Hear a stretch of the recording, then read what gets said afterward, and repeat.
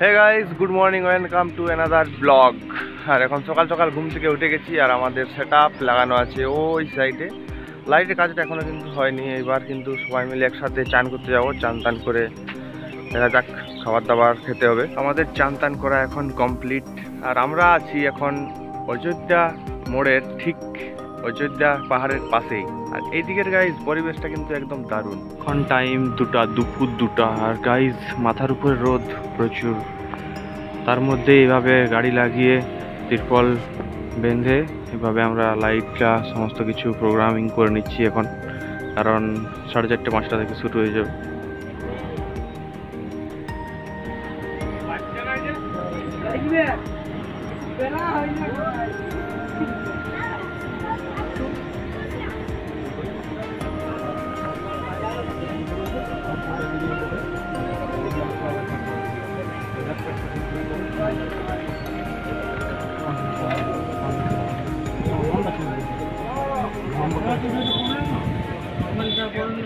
কিছু আমাদের কমপ্লিট, আর এখন ডিজে স্টার্ট হয়ে গেছে ফাইনালি। এবার কিন্তু আমাদের প্রসেসিং শুরু হবে একটু পরে। এখন কিন্তু চেকিংটা করে নিচ্ছে, আর এই যে মাঠে এখন দর্শকের ভিড়, আর এই যে ফাইনাল লুক।